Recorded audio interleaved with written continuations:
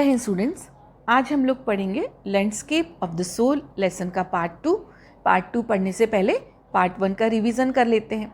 Part 1 में आपको 2 anecdotes यानी शॉर्ट स्टोरीज से एक कंपैरिजन चाइनीज़ पेंटिंग और यूरोपियन पेंटिंग में बताया गया। जो राइटर थी उन्होंने बहुत ही इंटरेस्टिंग और ब्यूटीफुल तरीका आप लोगों को समझाने के लिए लिया कि स्टोरीज़ के थ्रू आपको दोनों पेंटिंग्स को में डिफरेंस को समझाया जाए। फर्स्ट जो एनेक्डोट यानी शॉर्ट स्टोरी थी that was about Chinese painter Wu Daozi. उनकी पेंटिंग को एम्परर ने, आप लोग स्लाइड में भी देख रहे हैं उनकी पेंटिंग को, कि जो एम्परर था he had appreciated the painting only from what he saw. He could only see the body of the painting, whereas the painter tried to show him the soul, the inner life and meaning of the painting. जो emperor था उसने केवल ऊपर ऊपर painting को देखा कि forest है, रिवर है, स्नो है, बर्ड्स हैं और कुछ लोग भी चल रहे हैं, लेकिन जो पेंटर था वो उस पेंटिंग में जो हिडन मैसेज था वो एम्परर को बताना चाहता था, यानी पेंटिंग की सोल तक ले जाना चाहता था। Inner life of the painting में एम्परर को बताना चाहता था। जो चाइनीज़ आर्ट रहती है वो एक्टिव पार्टिसिपेशन, उसमें व्यूअर का एक्टिव पार्टिसिपेशन होना चाहिए, बोथ फिजिकली एंड मेंटली, यानी वो पेंटिंग देखे भी और उस पेंटिंग में जो भी मैसेज है उस मैसेज को समझने की कोशिश करे, पूरा मेंटली उसको इन्वॉल्व उस पेंटिंग में होना पड़ता है। जो चाइनीज़ पेंटिंग होती है वो एक inner spiritual journey through mental involvement, यानी मेंटली इन्वॉल्व होकर ही उसमें कोई भी व्यक्ति जो उसका इनर मीनिंग तक पहुंच सकता है। जबकि यूरोपियन पेंटिंग में जो एक ऑब्जेक्ट होता है उसका एक्चुअल व्यू ही होता है। जो ऑब्जेक्ट है यानी जिसकी पेंटिंग की गई है, जो सीनरी है, वो वैसी की वैसी ही पेंटिंग में बनाई जाती है, कोई भी उसका जो इनर मीनिंग नहीं होता है। जैसा कि हमने एक और एनेक्डोट क्विंटन मैट्सिस की स्टोरी में पढ़ा कि उसने एक फ्लाई को पेंट किया पैनल पे, और जो पेंटर था उसने देखा कि वो फ्लाई वो बिल्कुल रियल की मक्खी लग रही थी और उसने उसे भगाने की कोशिश की। तो उसको राइटर ने क्या नाम दिया? डेलिकेट रियलिज्म, यानी कि जो रियलिटी है और जो पेंटिंग है उसमें एक बहुत ही डेलिकेट, एक बहुत ही फाइन, एक बहुत ही बारीक सा अंतर है। लगभग वो दोनों में सिमिलरिटी है। तो और उस फ्लाई की पेंटिंग में there was no other meaning, no inner meaning, no hidden meaning. जो यूरोपियन पेंटिंग में जो ऑब्जेक्ट है वही उसकी पेंटिंग होती है, उसका कोई भी दूसरा मीनिंग नहीं होता है। इसके आगे अब हम लोग लैंडस्केप ऑफ द सोल का पार्ट 2 पढ़ेंगे। So let's start the lesson. Landscape of the soul, paragraph 4। In the Chinese story, the emperor commissions a painting and appreciates its outer appearance. जो चाइनीज़ स्टोरी जिसमें कि वू डाओजी की painting थी, emperor ने उस painting को अप्रिशिएट किया, लेकिन अप्रिशिएट यानी तारीफ किसकी की? केवल आउटर अपीयरेंस की, जो वो फिजिकली उस पेंटिंग में देख रहा था। But the artist reveals to him the true meaning of his work. लेकिन जो आर्टिस्ट वू डाओजी था वो उसको उस पेंटिंग का सही मीनिंग उसको रिवील कर रहा था, शो कर रहा था। The emperor may rule over the territory he has conquered, but only the artist knows the way within. ये बहुत ही ब्यूटीफुल लाइन है और आपको आगे ये एक्सप्लेन करने के लिए भी आती है। जो एम्परर है वो अपनी टेरिटरी यानी जो भी उसका साम्राज्य है, जो उसका एरिया है, जो उसने कॉन्कर किया है, जो उसने युद्ध में जीता है, उस पर तो रूल कर सकता है, लेकिन एक आर्टिस्ट ही उसको वे विद इन, अपनी आत्मा तक जाने का रास्ता तो एक आर्टिस्ट ही बता सकता है। Let me show the way, the Dow, a word that means both the path और द मैथड। एक वर्ड है चाइनीज़ पेंटिंग्स में डाओ, इसका मतलब है कि पाथ यानी रास्ता या मेथड यानी तरीका। रास्ता दिखाना या तरीका बताना। किसका? The mysterious works of the universe, यानी इस ब्रह्मांड का, यूनिवर्स है ना ब्रह्मांड, उसमें जो कुछ भी मिस्टीरियस है, जो कुछ भी हिडन है, जो कुछ भी गुप्त और गोपनीय है, वहाँ तक जाने का रास्ता या तरीका। द पेंटिंग इज़ गॉन, वो पेंटिंग है वुडाउजी की, पेंटिंग तो जा चुकी है। But the artist has reached his goal, लेकिन आर्टिस्ट तो अपने गोल यानी अपने पर्पज में सफल हो चुका है। कौन सा पर्पस? सोल तक पहुंचने का पर्पस, इनर लाइफ तक पहुंचने का पर्पस, स्पिरिचुअल जर्नी को पूरा करने का purpose, beyond any material appearance. और पेंटिंग यानी फिजिकली वो पेंटिंग नहीं है, कोई भी जो मटीरियल अपीयरेंस नहीं है, फिर भी आर्टिस्ट अपने गोल को पूरा कर चुका है। A classical Chinese landscape is not meant to reproduce an actual view as would a Western figurative meaning. एक चाइनीज़ लैंडस्केप, जो ट्रेडिशनल, जो कन्वेंशनल चाइनीज़ पेंटिंग्स होती हैं, उसमें लैंडस्केप का एक्चुअल व्यू नहीं होता है, जबकि जो वेस्टर्न यानी यूरोपियन पेंटिंग्स होती हैं वो फिगरेटिव पेंटिंग्स होती हैं, यानी एक रियल ऑब्जेक्ट को लेकर वो पेंटिंग बनाई जाती हैं। Whereas the European painter wants you to borrow his eyes and look at a particular landscape exactly as he saw it from a specific angle.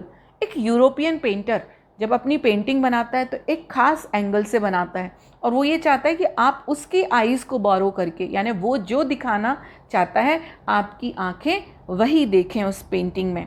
The Chinese painter does not choose a single view point, लेकिन जो Chinese painter है उसकी paintings में single view point नहीं होता है, वो अलग अलग एंगल से आप उस पेंटिंग को उससे जुड़ सकते हैं, उसमें उसके मीनिंग को देख सकते हैं। His landscape is not a real one and you can enter it from any point, क्योंकि जो लैंडस्केप है, वो जो पेंटिंग है वो रियल नहीं है, उसमें आप किसी भी एंगल से उस पेंटिंग को उसे कनेक्ट हो सकते हैं। देन ट्रैवल इन इट, और फिर आप उसमें ट्रैवल यानी उसके मीनिंग तक पहुंच सकते हैं। यहाँ पर आपको चाइनीज़ और यूरोपियन पेंटिंग्स में जो कंपैरिजन के पॉइंट्स हैं वो बताए जा रहे हैं।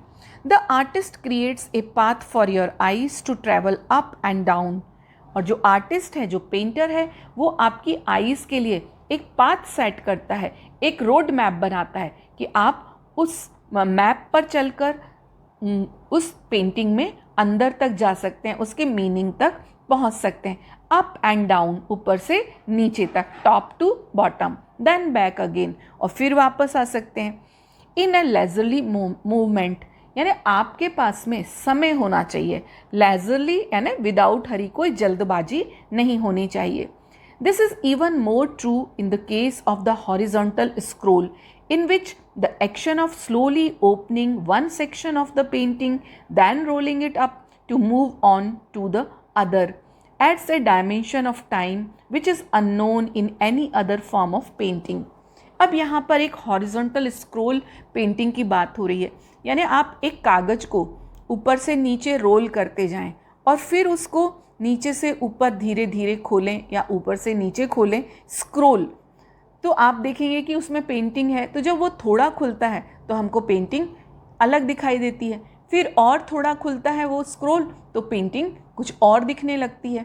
इस तरह से जो चाइनीज़ पेंटिंग्स होती हैं उसमें अलग अलग, जैसे जैसे वो खुलती जाती है वैसे वैसे उसके मीनिंग भी चेंज होते जाते हैं। It also requires the active participation of the viewer who decide at what pace he will travel through the painting. और इस तरह की जो स्क्रोल पेंटिंग्स होती हैं उसमें व्यूअर का एक्टिव पार्टिसिपेशन होना चाहिए या रिक्वायर होता है, ज़रूरत होती है, क्योंकि वो किस पेस के साथ में, किस गति के साथ में उस पेंटिंग से कनेक्ट हो सकता है, एक के बाद एक उसके मीनिंग को अपने अंदर उसमें इन्वॉल्व हो सकता है मीनिंग के साथ में। A participation which is physical as well as mental, क्योंकि जो चाइनीज़ पेंटिंग है ये हम जान चुके हैं कि उसमें व्यूअर्स का फिजिकल पार्टिसिपेशन तो होना ही चाहिए, लेकिन mental participation is more important. The Chinese painter does not want you to borrow his eyes. European painter क्या चाहता है कि आप उसकी पेंटिंग को उसी की आंखों से देखें, उसी के नज़रों से देखें, उसी के व्यू पॉइंट से देखें। लेकिन चाइनीज़ पेंटर ऐसा नहीं चाहता। वो चाहता है कि आप उसकी पेंटिंग को अपनी आईज़ और अपने मेंटल इन्वॉल्वमेंट से उस पेंटिंग तक जाएं। He wants you to enter his mind. वो उसके माइंड में, जो आपको अपने माइंड तक ले जाना चाहता है, कि उसने जो कुछ भी इमेजिन किया है पेंटिंग में, आप उस इमेजिनेशन को अपने मेंटल स्ट्रेंथ से, अपनी इनर स्ट्रेंथ से उस तक पहुंचिए।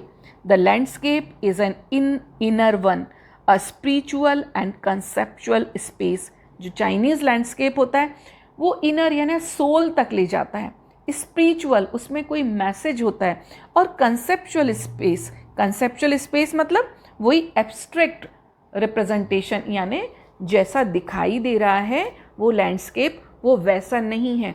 उसमें एक इनर मीनिंग है, एक हिडन मीनिंग है।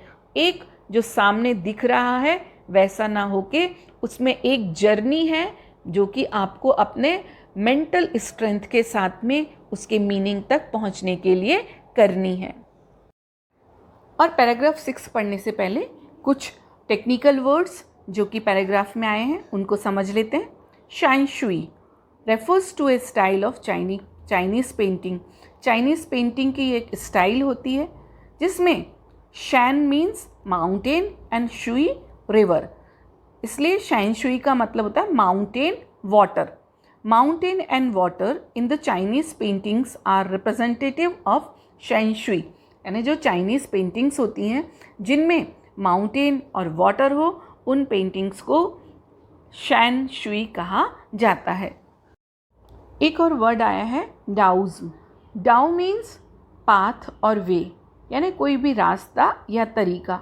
The way into the mystery of the universe, इस यूनिवर्स, इस ब्रह्मांड की मिस्ट्रीज़ को, रहस्य को जानने का पाथ यानी रास्ता या वे यानी तरीका।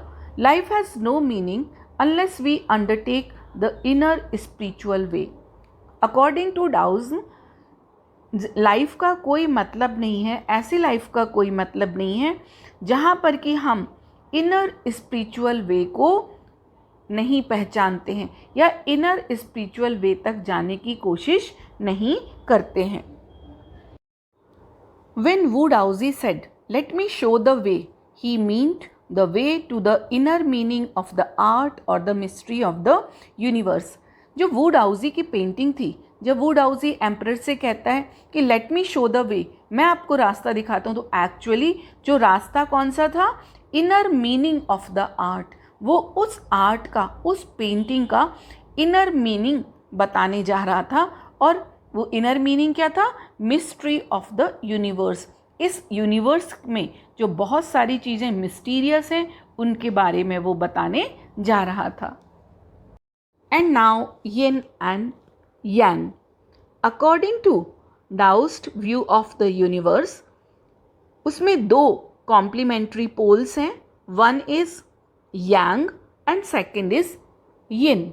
जो माउंटेन है वो यांग है, वो स्टेबल है, माउंटेन को आप हिला नहीं सकते। वार्म है क्योंकि माउंटेन सन के पास में है, ड्राई इन द सन। और जो वाटर है वो यिन है, हॉरिजॉन्टल यानी ज़मीन से पैरेलल है, रेस्टिंग ऑन द अर्थ। हम लोग सभी जानते हैं कि जो वाटर है वो अर्थ पर रेस्ट करता है। फ्लूइड यानी लिक्विड है, मॉइस्ट है एंड कूल है। तो yin and yang, yin for water and yang for mountain. Yin और यांग के बीच में जो एक मोस्ट इम्पॉर्टेंट चीज़ है that is middle void. Middle यानी बीच में, वॉइड का मतलब empty, gap. This can be compared with the yogic practice of pranayama. जो राइटर हैं उन्होंने मिडिल वॉइड को समझाने के लिए प्राणायाम का उदाहरण दिया है कि प्राणायाम में क्या करते हैं, ब्रेथ इन, पहले सांस लेते हैं, देन रिटेन, सांस को रोक कर रखते हैं, एंड देन ब्रेथ आउट, और फिर सांस को छोड़ा जाता है। तो जो ये रिटेन वाली पोजीशन है जहाँ पर कि सांस को रोका जाता है, वही जो पार्ट है the middle void where meditation occurs, वही मिडिल वॉइड होता है जहाँ पर कि breathe in and breathe out के बीच में सांस को, ब्रेथ को रिटेन किया जाता है। वहीं पर मेडिटेशन, वहीं पर कुछ सोचा जा सकता है, वहीं पर ही कंसंट्रेशन होता है। एंड नाउ पैराग्राफ 6 एंड 7, जो टेक्निकल वर्ड्स थे, जो डिफ़िकल्ट वर्ड्स थे, वो हमने स्लाइड के थ्रू पहले ही समझ लिए, इसलिए इस पैराग्राफ को समझना अब बहुत आसान हो जाएगा। This concept is expressed as shan shui, literally mountain water which use together represent the word landscape. जो चाइनीज़ पेंटिंग्स में शेन शुई का मतलब होता है, शेन का मतलब mountain and shui is water, जो कि एक लैंडस्केप में को रिप्रेजेंट करते हैं। यानी एक लैंडस्केप, यदि एक सीनरी बनाते हैं तो उसमें माउंटेन और रिवर होता ही है। More than 2 elements of an image, these represent 2 complementary poles. ऐसा नहीं है कि माउंटेन एंड रिवर ये एक लैंडस्केप के 2 एलिमेंट हैं, नहीं, ये दोनों 2 कॉम्प्लीमेंट्री पोल्स हैं किसी भी पेंटिंग के। कॉम्प्लीमेंट्री यानी एक इस तरह से कंबाइन होना कि एक दूसरे की क्वालिटीज़ को इन्हांस करें, उसको क्या बोलते हैं? Complement. Reflecting the Daoist view of the universe, और ये जो डायोज्म है उसके व्यू को, यूनिवर्स के व्यू को ये रिफ्लेक्ट करते हैं। उसका व्यू क्या है कि यूनिवर्स में जो मिस्ट्रीज हैं उनको, उन तक पहुंचने का पाथ या उन तक पहुंचने का वे यानी तरीका ढूंढना। The mountain is yang, reaching vertically toward heaven, stable, warm and dry in the sun. जो माउंटेन है वो यांग है, यांग माउंटेन है, वर्टिकली टुवर्ड हेवन। अब माउंटेन क्योंकि सीधा रहता है, वर्टिकल रहता है, टुवर्ड हेवन, हेवन का मतलब स्काई की तरफ जाता है। स्टेबल यानी फिक्स है, वार्म यानी सन के नज़दीक है तो वहाँ का जो क्लाइमेट है वो भी वार्म है, एंड ड्राई इन द सन, और सन में वो सन के कारण, जो सन की गर्मी के कारण वहाँ पर ड्राइनेस है। While the water is yen, जो चाइनीज़ पेंटिंग है वहाँ पर वाटर क्या है? येन है। Horizontal and resting on the earth, ये हॉरिजॉन्टल है यानी अर्थ के पैरेलल है और ऐसा लगता है कि जैसे अर्थ पर रेस्ट कर रहा है। फ्लूइड लिक्विड है, मॉइस्ट यानी इसमें मॉइस्चर है, एंड कूल यानी ये ठंडा है। The interaction of yin, the receptive feminine aspect of universal energy, and its counterpart yang, active and masculine, is of course a fundamental notion of Daoism. जो डायोज्म है उसका जो फंडामेंटल नोशन यानी जो फंडामेंटल बेसिक नोशन यानी idea क्या है कि जो यिन है वो उसको फीमेल माना गया है, वो जो यूनिवर्स में यूनिवर्सल एनर्जी का वो फेमिनिन एस्पेक्ट है, और उसका काउंटर पार्ट जो यांग है वो कैसा है? एक्टिव है, और वो मैस्कुलिन यानी उसे मेल माना गया है। इज ऑफ कोर्स ये डायोज्म का एक फंडामेंटल नोशन है। What is often overlooked is an essential third element, the middle void where their interaction takes place. Chinese painting में आपने देखा कि हाँ माउंटेन है, रिवर है, लेकिन एक जो थर्ड जो चीज़ है जिसको कि भूल जाते हैं, दैट इज़ मिडिल वॉइड, जहाँ पर कि इन दोनों का मीटिंग पॉइंट होता है। किसका? माउंटेन एंड रिवर का। उस पॉइंट को क्या कहते हैं? Middle void. वॉइड यानी गैप, वेकेंट, एम्प्टी यानी खाली स्थान। आप चाइनीज़ पेंटिंग को में देखें कि माउंटेन है, रिवर है, लेकिन बहुत सारा एरिया वहाँ पर खाली है। This can be compared with the yogic practice of pranayam, breath in, retain, breath out. The suspension of breath is the void where meditation occurs. जो राइटर हैं उन्होंने यहाँ पर एक एग्जाम्पल दिया है कि आप जो मिडिल वॉइड को कैसे समझ सकते हैं, जैसे कि प्राणायाम में क्या करते हैं? ब्रेथ इन यानी इनहेल करते हैं, सांस लेते हैं, इसके बाद में उसको रिटेन करते हैं यानी उसको होल्ड करते हैं, सांस को रोकते हैं, और उसके बाद में उसको ब्रेथ आउट यानी एक्सेल बाहर छोड़ते हैं। तो जो रिटेन वाला पॉइंट है जहाँ पर कि ब्रेथ को होल्ड किया जाता है, जहाँ पर कि उसको रोका जाता है, वो पॉइंट क्या कहलाता है? Middle void. यानी ब्रेथ इन और ब्रेथ आउट के जो बीच का पार्ट है दैट इज मिडिल वॉइड, जहाँ पर कि मेडिटेशन होती है, जहाँ पर कि जो ह्यूमन माइंड है वो कॉन्सेंट्रेट करता है। The middle void is essential, nothing can happen without it. Chinese जो फिलॉसफी है, जो चाइनीज़ पेंटिंग्स है, उसमें ये मिडिल वॉइड होना बहुत ज़रूरी है। यानी माउंटेन है, रिवर है, लेकिन बहुत सारा ब्लैंक, बहुत सारा वेकेंट स्पेस होना बहुत ज़रूरी है। क्यों? क्योंकि इस मिडिल वॉइड के बिना जो लैंडस्केप ऑफ द सोल यानी उस पेंटिंग के इनर मीनिंग तक नहीं पहुंचा जा सकता। यही एम्प्टी प्लेसेस हैं, यही जो वेकेंट स्पेस है जहाँ पर कि मैन अपनी इमेजिनेशन से, अपनी मेंटल स्ट्रेंथ से उस पेंटिंग में इन्वॉल्व हो सकता है, उसमें जर्नी करके उसकी सोल ऑफ दैट लैंडस्केप तक पहुंच सकता है। Thus, this is also where man finds a fundamental role. ये जो मिडिल वॉइड है, यहीं पर इंसान का फंडामेंटल बेसिक रोल है। In that space between heaven and earth, he becomes the conduit of communication between both poles of the universe. जो heaven and earth, जो कि इस यूनिवर्स के दो पोल हैं, उनके बीच में चैनल, उनके बीच में मीडियम का कौन काम करता है? मैन करता है। यानी जो ये वॉइड स्पेस है, इसके बीच में मैन यूनिवर्स के जो दो पोल हैं, हेवन एंड अर्थ के बीच में कंड्यूट यानी एक चैनल, एक मीडियम की तरह काम करता है। His presence is essential even if it is only suggested, far from being lost और appraised by the lofty peaks. He is in François Cheng's wonderful expression. एक चाइनीज फ्रैंकोइस चैंग, उन्होंने एक बहुत ही वंडरफुल एक्सप्रेशन है, एक बहुत ही wonderful coat बोला है मैन के लिए, the I of the landscape, की जो मैन है वो किसी भी लैंडस्केप की आई है, क्योंकि वो ही उस लैंडस्केप के इनर मीनिंग को, उस पेंटिंग की इनर, उसके स्पिरिचुअल और उसके हिडन मीनिंग को अपनी आँखों से जर्नी करके वहाँ तक पहुँच सकता है। सो मैन जो है, he is the eye of the landscape. And now paragraph 8, ये एक आर्टिकल है written by Brinda Suri, Hindustan times, August 28, 2005। Article का टाइटल है गेटिंग इनसाइड आउटसाइडर आर्ट।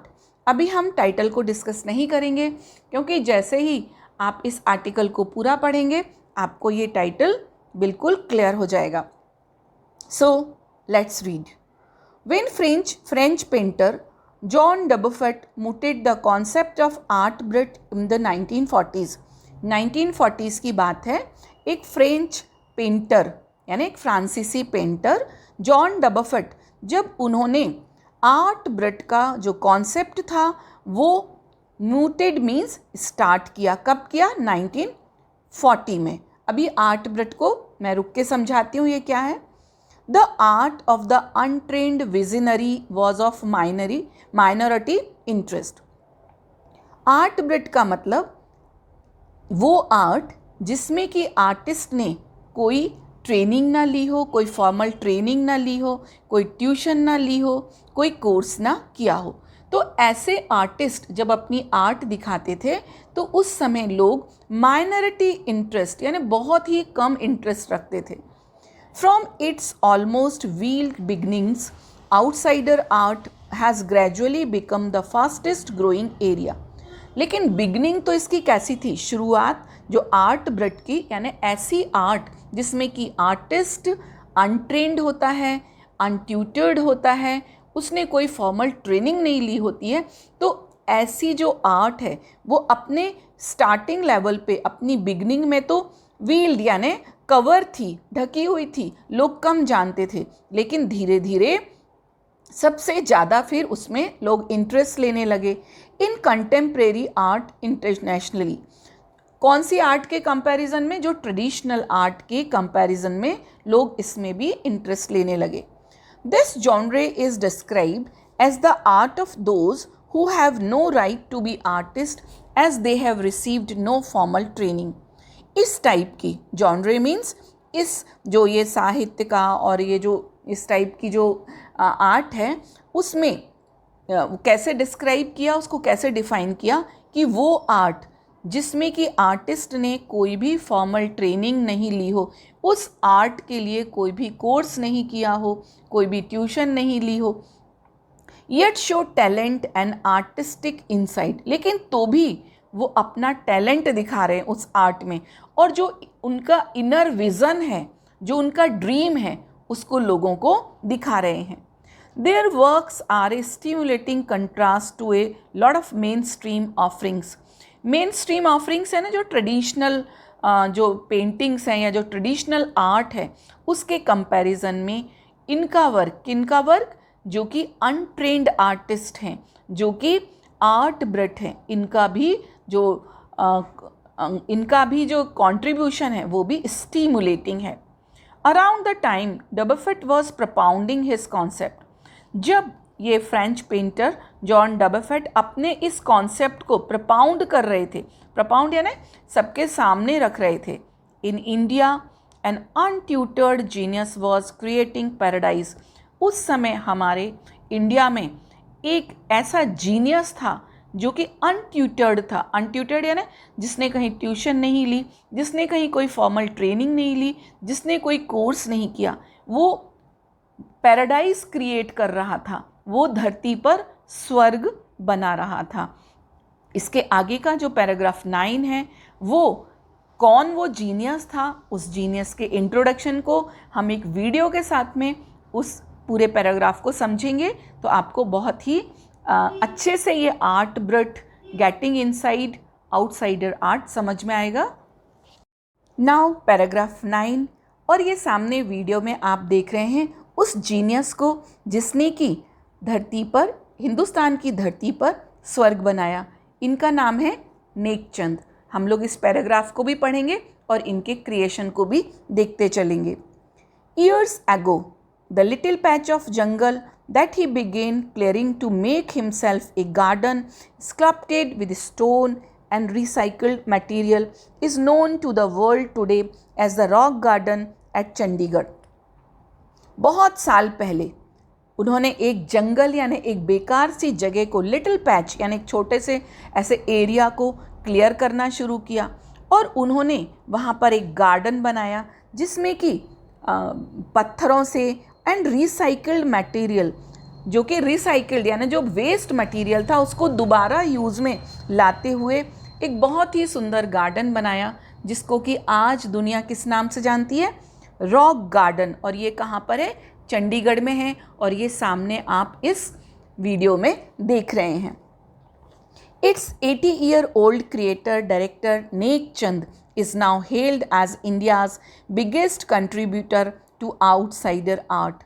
और इस जो रॉक गार्डन के क्रिएटर कौन थे, 80-year-old नेकचंद, जो कि जिन्होंने कि दुनिया को आउटसाइडर आर्ट में इंडिया का सबसे बड़ा कंट्रीब्यूशन है. यानी एक ऐसी आर्ट जिसमें कि आर्टिस्ट ट्रेंड, फॉर्मली ट्रेंड नहीं है, उसने कोई ट्यूशन नहीं लिए, उसने कोई कोर्स नहीं किया है, लेकिन फिर भी अपने ड्रीम को, अपनी विज़न को धरती पर बना के दुनिया के सामने रखा है. The 50th issue Spring 2005 of Raw Vision, a UK-based magazine pioneer in outsider art publication, features Nekchand and his rock garden sculpture Woman by the Waterfall on its anniversary issue cover. 50th issue एक magazine निकलती है raw vision, जो कि UK based magazine है, और उसका भी जो 50th इशू था स्प्रिंग 2005 का, जहाँ पर कि उसके फ्रंट कवर पे नेकचंद ने जो अपने रॉक गार्डन में एक स्कल्पचर एक बनाया था वेस्ट मटेरियल से, वुमन बाय द वाटरफॉल, ये आप इस वीडियो में भी देख रहे होंगे, इसको कवर पेज पर दिया. The notion of art brut और raw art was of works that were in their raw state as regards cultural and artistic influences. जो आर्ट ब्रट या रॉ आर्ट का जो नोशन यानी जो आइडिया है वो in their raw state as regards, यानी इन पर भी सोशल एंड कल्चरल और आर्टिस्टिक इन्फ्लुएंस पड़ता है. Anything and everything from a tin to a sink to a broken down car could be material for a work of art, something neck Chand has taken to dizzying heights. आप इसमें देख रहे हैं rock garden में कि जितने भी sculptures हैं वो नेक चंद ने कैसे बनाए हैं. वो कोई भी चीज़ जो कि चाहे वो टिन का टुकड़ा हो, चाहे सिंक का टुकड़ा हो, चाहे कार का कोई पार्ट हो, उससे इतना सुंदर गार्डन बनाया जो कि अमेजिंग हाइट्स तक इंडिया को आर्ट ब्रट या रॉ आर्ट के फील्ड में ले गया. और उनकी जो आर्ट है उसको an outstanding testimony of the difference a single man can make when he lives his dreams. और जो उनकी आर्ट है वो कैसी है, आउटस्टैंडिंग टेस्टिमनी, यानी एक असाधारण जो जीनियस, एक असाधारण प्रतिभा का एविडेंस है वो कि जो इंसान अपने ड्रीम्स को फुलफिल करने के लिए कर सकता है. The Swiss Commission for UNESCO will be honoring him by way of a European exposition of his work. Swiss commission है जो कि यूनेस्को के लिए काम करता है, वो उनके काम के लिए उनको ऑनर करेगा. बिगनिंग अक्टूबर, यानी ये जब आर्टिकल लिखा उस समय की बात है ये. Beginning October will be held at leading museums in Switzerland, Belgium, France and Italy. यानी उनके वर्क पर वीडियो बनाया गया, मूवी बनाई गई और इन वीडियोस को अलग अलग जो बड़े बड़े म्यूज़ियम्स हैं जैसे स्विट्ज़रलैंड का, बेल्जियम, फ्रांस एंड इटली, उनमें दिखाया जाएगा. The biggest reward is walking through the garden and seeing people enjoy my creation. Nek Chand से, लेकिन नेकचंद बड़े ही पोलाइटली कहते हैं कि मेरे लिए जो सबसे बड़ा रिवॉर्ड है दैट इज़ कि लोग गार्डन में आते हैं और मेरे क्रिएशन को, मेरे ड्रीम को देखते हैं और उसको देखने से उनको खुशी मिलती है. तो ये हैप्पीनेस ही मेरे लिए सबसे बड़ा रिवॉर्ड है. तो स्टूडेंट्स, हमने देखा लैंडस्केप ऑफ द सोल, जिसमें पेंटर किस तरह से अपनी आर्ट के द्वारा जो व्यूवर्स हैं उनको सोल तक ले जाने की कोशिश करता है और उनके सही मीनिंग को वो व्यूवर्स समझ पाते हैं.